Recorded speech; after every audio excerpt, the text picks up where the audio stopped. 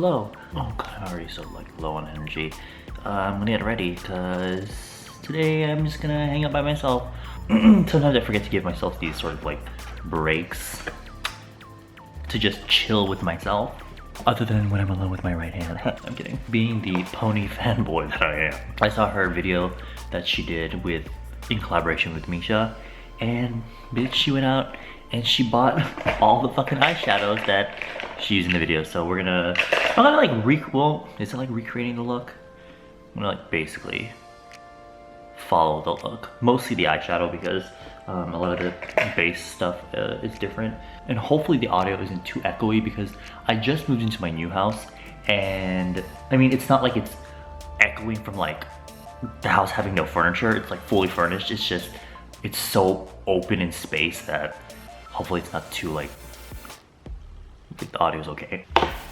Hold on, let me get my mirror. Starting off with MAC strobe cream, of course. I just needed something to put under my foundation so it doesn't look too dry throughout the day.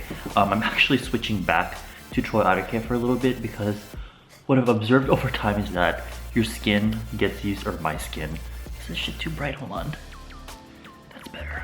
I feel like my skin gets used to skincare real easily. That's why when I said in my Korean skincare video, oh, my skin hasn't looked this good, I think it's because ever since I switched from Troy Ottercare to that other skincare routine, my skin was able to get, was able to improve more, because with Troy Ottercare my skin got really good, and so it kind of like plateaued. Where I feel like when my skin plateaus, whenever I switch skincare, it's like, it has to be good skincare, my skin like improves again. Not only that, but also because it's getting warmer now and my skin is getting much more oily. And I find that Troy Ottercare is the only thing that will rebalance my skin and get it back to like being not so oily. For my cushion, I'm gonna use the Moonshot cushion. I already reviewed this, but I'm gonna wear it maybe 1 or 2 more times so that I can get like a so I can give you a full consensus on how I feel. But I really like this. I just would not use sunscreen under it because it will kind of like fuck up, like sunscreen usually does. It always fucks up makeup, but this will not be any different. So if you just use it on its own without using too many things under it, then it works really well. Oh shit, is she? Oh my gosh, she's orange. When I first tried this, the color seemed really fantastic, and it didn't look too bright on me. But that was with my lights. So seeing it now in this like really natural lighting, it's almost looking a tiny bit too orange on me, but I think it will work. It's not too far off.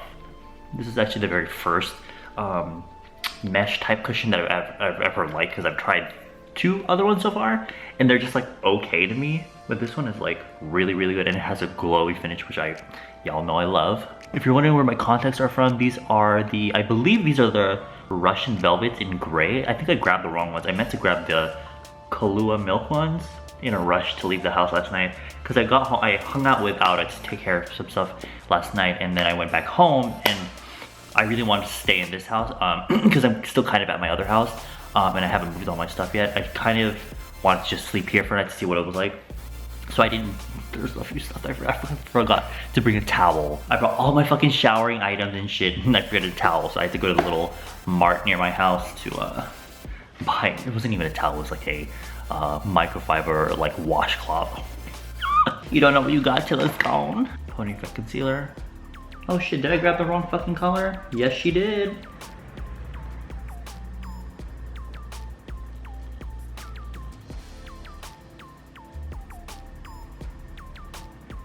Great, and I also didn't bring any of my wedge puffs.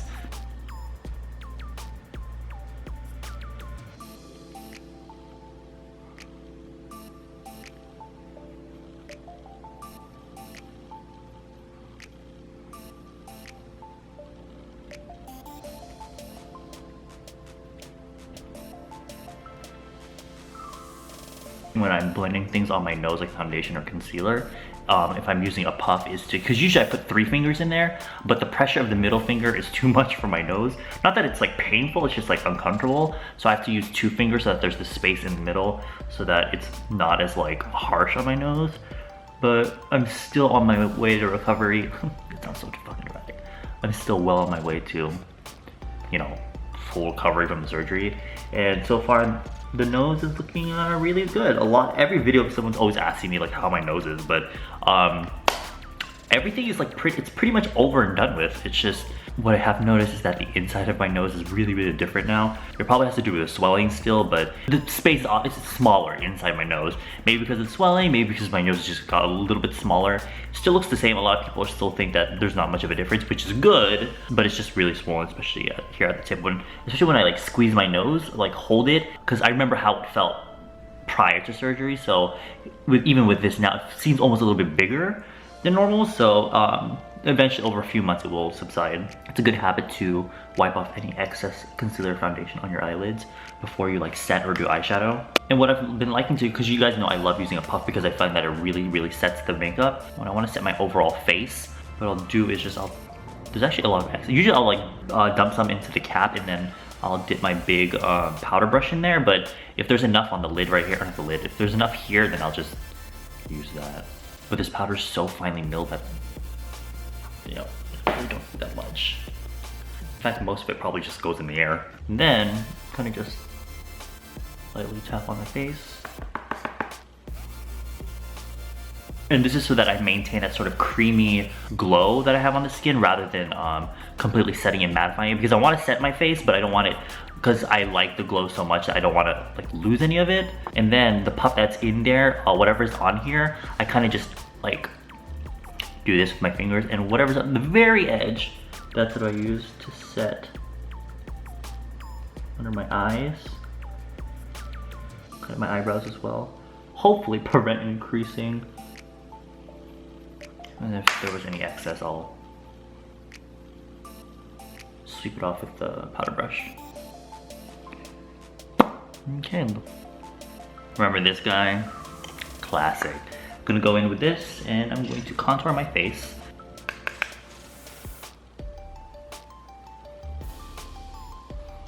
Having done surgery, I really don't need to contour my nose anymore, but I find that it's now easier to kind of just like do it a little bit more casually, because before I felt like I had to be very precise so that I really get that shape that I want, like the really like straighter, sharper, taller looking nose. But because my nose is slightly taller now, I can kind of just like do this sort of bit, and I'm okay with it. And then I'm going to take a larger cheek brush and kind of sweep it on this area here. The light layer of powder that we had earlier will help this powder product blend into the skin a little bit more. I just feel really uncomfortable whenever I'm using powder products on top of skin that hasn't been set with powder. And then my MAC Soft and Gentle highlighter. I fucking love this highlighter. I don't know why I didn't get this sooner. I'm gonna use this sort of highlighter brush for my cheeks, the tops of my cheeks at least. And what I've noticed recently is that if I put highlighter really high up here, like where I kind of, when I smile, I get like crow's feet, it tends to bunch up by the end of the day. So what I do is I try to, wherever it's below the creasing, I'll put it like right here.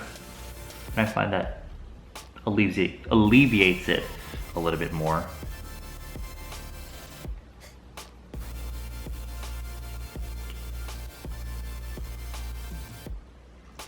And I really like this highlight because for my skin coloring, the highlight that it creates isn't like a white, shiny highlight. It's more of like a glow on the skin because it has that sort of, almost like a skin tone sort of shade to it. It's not like stark white. It leaves a glow on the skin rather than like a white streak of highlight.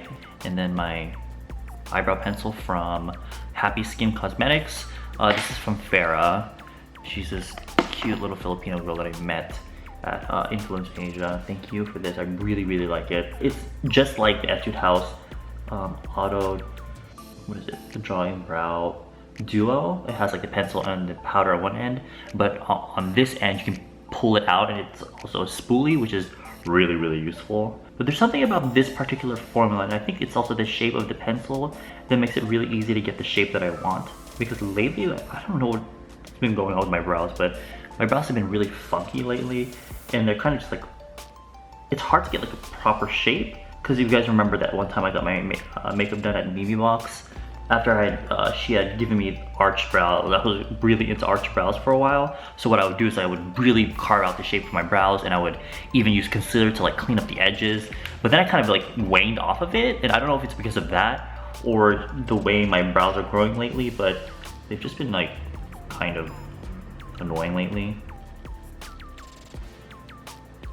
Because I'm trying to maintain more of like a natural like finish to them, but I still want that like defined look. So you pull out this end, you get like a little spoolie. I believe this is a Filipino brand. If you're in the Philippines and you have this, or if you have this where you are, they're liquid lipsticks. The ones that you can use on your lips and cheeks, absolutely amazing. Absolutely amazing form. It's super smooth, soft, and like it makes the lips look so soft and pillowy. Even on my dry, like really wrinkly lips, it makes them look like satin velvet. And they feel so comfortable.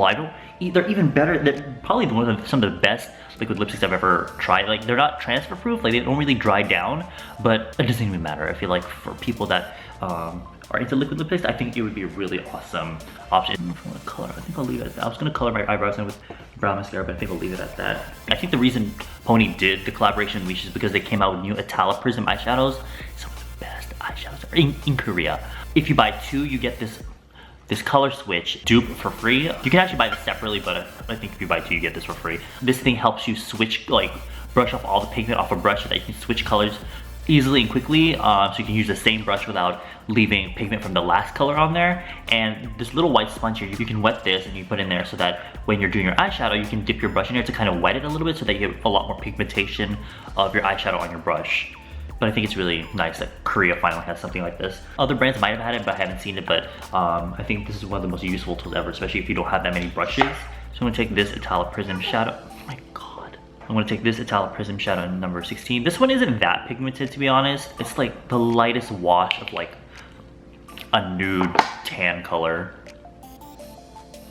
Probably work better if I had an eyeshadow primer, but I don't have it on me right now. Probably be really good for you with really fair skin if you want a really light wash of color on the lid. If you have just like liner and mascara, you can have just this super light wash over the lids and it will add some definition there.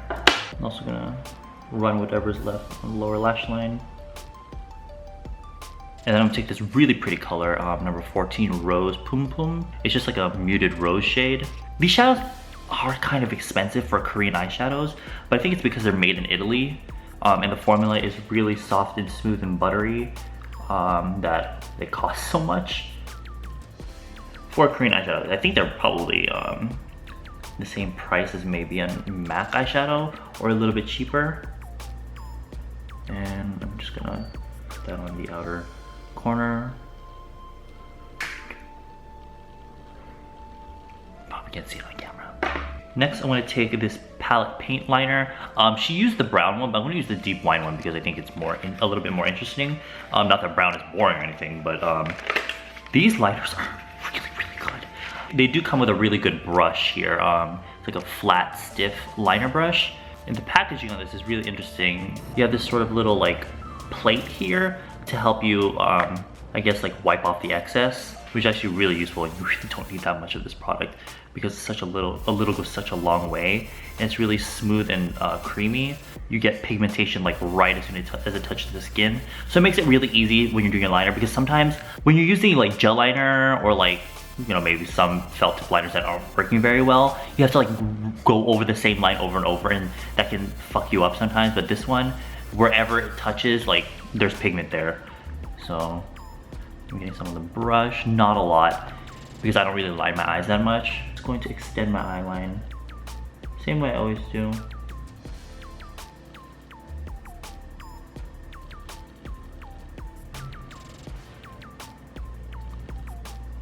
And I find these to last really well in the waterline. I'm not gonna do that today like I usually do, but it's because I'm gonna put mascara, and I find that it doesn't really make that much of a difference. If I use mascara and eyeliner in the waterline, like I don't really see that much of a difference, and it's a little bit more comfortable for me, especially since I have contacts in. And I heard the micro dust today is gonna be like really bad, so pray for me. Then I'm gonna take number 19 in Shakerato and use this to smudge out that line that we just made.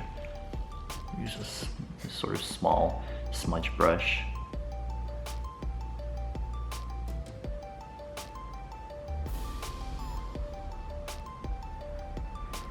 And whatever's left on the brush, I'm gonna run that on the very, very, very outer corner of my eyes here.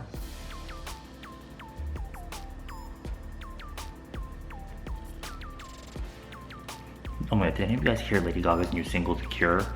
Girl, like, I don't mean to be that bitch, but I'm so fucking glad she went back to pop music. Joanne, I wasn't really feeling Joanne. I think it's great that there are people that appreciate that kind of music. I just wasn't really enjoying it, but now she's going back. Even if it's like pop music, if it's very mainstream, I don't fucking care. I fucking like it.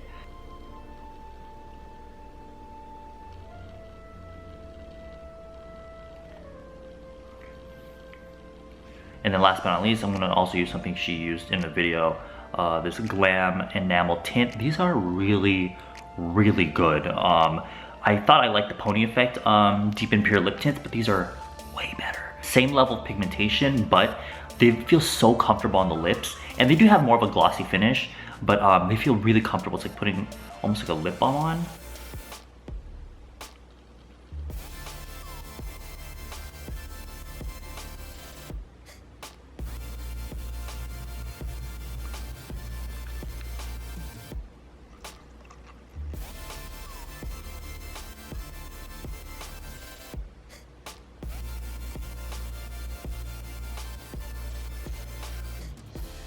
And there you have it.